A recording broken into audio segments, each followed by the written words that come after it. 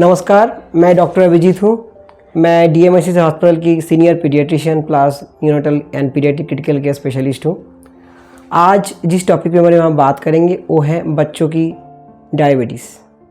बच्चों के डायबिटीज़ और बड़ों के डायबिटीज़ में जो मेजर डिफरेंस है वो है कि बड़ों के डायबिटीज़ जनरली टाइप 2 होती है, जिसमें इंसुलिन की रिक्वायरमेंट नहीं होती है, और बच्चों की जो डायबिटीज़ है उसको टाइप 1 डायबिटीज़ बोलते हैं, और जिसमें इंसुलिन की रिक्वायरमेंट होते हैं, जिसका इलाज सिर्फ इंसुलिन ही है।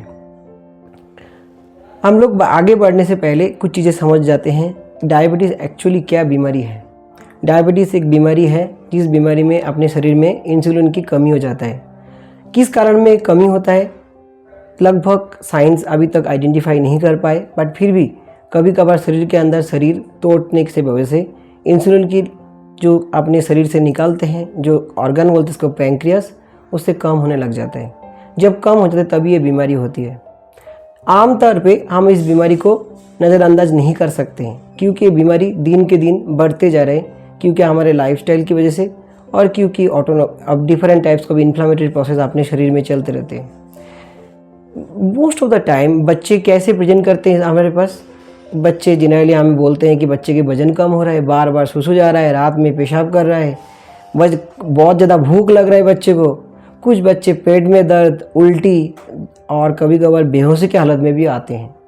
जो बच्चा बेहोशी की हालत में आते हैं वो जनरली आईसीयू के मैनेजमेंट करना ज़रूरत पड़ते हैं, वो इमरजेंसी सिचुएशन होते हैं।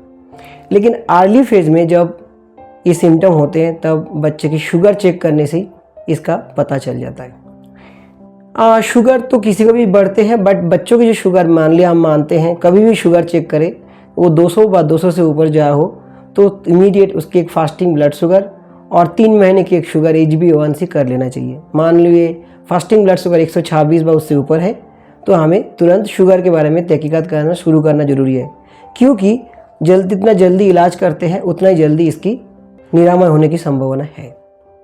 हमें पहले ही बात कहना चाहता हूँ कि डायबिटीज़ एक बीमारी है जिस बीमारी के साथ खान पीन की काफ़ी रिलेशन है, बट खान पीन की इतना भी रिलेशन नहीं है कि खान पीन पूरा ही बंद करें।